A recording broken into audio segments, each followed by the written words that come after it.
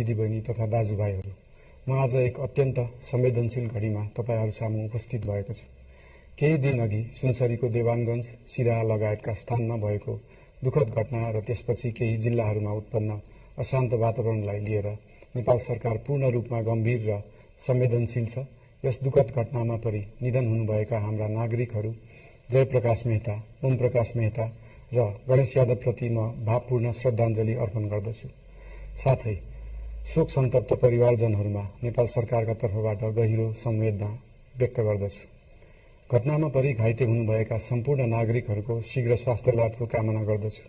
घाइतेहरूको उपचारमा कुनै पनि प्रकारको कमी वा ढिलाइ हुन नदिन सम्बन्धित स्वास्थ्य निकायहरूलाई स्पष्ट निर्देशन दिइसकिएको छ। घटना भए लगत्तै सबै सुरक्षा निकायहरूले तत्काल घटनास्थलमा पुगेर परिस्थितिलाई सामान्य बनाउने, थप अप्रिय घटना हुन नदिने र शान्ति सुरक्षा कायम गर्ने प्रयास निरन्तर गरिरहेका छन्। घटनाको निष्पक्ष छानबिन गरी दोषीलाई कडा कानूनी कारबाही गर्न गृह मन्त्रालयले छानबिन समिति गठन गरिसकेको छ। म सबैमा विश्वास दिलाउन चाहन्छु कि यो छानबिन पूर्ण रूपमा निष्पक्ष र पारदर्शी हुनेछ। घटनामा संलग्न दोषी जो कोही भए पनि कानूनी दायरामा ल्याउन सरकार प्रतिबद्ध छ। अवस्था थप नबिग्रियोस्, कुनै पनि नागरिकको जनधनको क्षति हुन नपाओस् र स्थानीय स्तरमा विश्वासको वातावरण बनोस् भन्नका लागि नेपाल सरकार निरन्तर क्रियाशील छ। परिस्थिति सामान्यीकरण गर्न केन्द्र स्तरमा सर्वदलीय बैठक आह्वान गरी गहन छलफल गरिएको छ।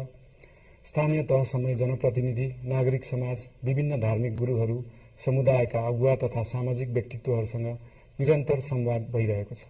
स्थानीय स्थितिको प्रत्यक्ष अनुगमन गर्न, पीडित पक्षसँग संवाद गर्न र शान्ति सुरक्षालाई थप सुदृढ बनाउन गृहमन्त्री स्वयं सो स्थानमा पुगिसक्नु भएको छ। साथै देशको समग्र शान्ति सुरक्षाको अवस्थाबारे गम्भीर समीक्षा गर्न राष्ट्रिय सुरक्षा परिषदको बैठक बसी परिस्थिति अनुसारका आवश्यक निर्णयहरू समेत गरिसकिएको छ।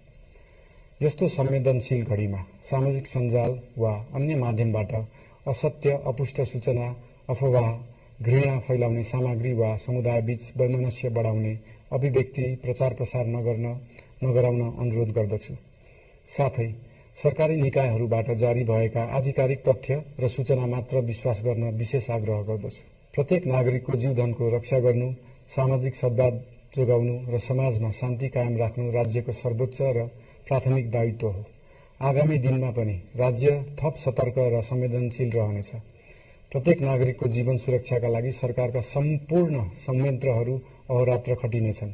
शान्ति सुरक्षा भङ्ग गर्ने, अराजकता फैलाउने वा हाम्रो सदियौं पुरानो सामाजिक सद्भाव, सहिष्णुता र भाइचारा खलबलाउने कुनै पनि क्रियाकलापप्रति सरकार पूर्ण रूपमा सचेत छ र यस गतिविधिमाथि कडा कदम चालिनेछन्।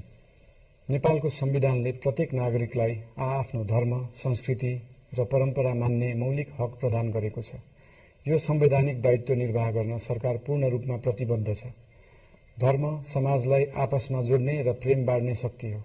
संसारको कुनै पनि धर्म वा संस्कृतिले हिंसा, घृणा र विभाजन सिकाउँदैन।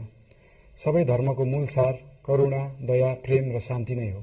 देशको कुनै एक स्थानमा भएको अनपेक्षित र दुःखद घटनालाई लिएर कुनै सिङ्गो समुदायलाई आरोपित गर्नु र देशका अन्य भूभागमा समेत त्यसको प्रतिशोधको आगो फैलाउनु कुनै पनि दृष्टिकोणबाट न्यायोचित वा न्यायसङ्गत हुन सक्दैन। आदरणीय बुवा आमा, दिदीबहिनी तथा दाजुभाइहरू, हाम्रो इतिहास साक्षी छ कठिनभन्दा कठिन र अप्ठ्यारो परिस्थितिमा पनि आपसी एकता, सहिष्णुता र विवेक नै हाम्रो सबैभन्दा ठूलो शक्ति बनेका छन्। हामी सबैले जिम्मेवार नागरिकको भूमिका निर्वाह गर्दै यो सुन्दर र शान्त नेपाली आकाशमा मडारिएको अशान्तिको बादल हटाउनु पर्नेछ। हम आम नागरिक समाज, धार्मिक समुदाय, सब आदरणीय अगुवा, सब राजनीतिक दल आ जिम्मेवार संचार के माध्यम सबके धैर्यता आ संयमता अपना के शान्ति, सद्भाव, भाईचारा आ राष्ट्रिय एकता कायम राख के लेल सरकार के तरफ से हार्दिक अपील कर रहल छी। धन्यवाद। यो थियो प्रधानमन्त्री बालेन्द्र शाहले राष्ट्रका नाममा गर्नुभएको सम्बोधन। उहाँले देशमा शान्ति, सुरक्षा, अमन चैन कायम राख्न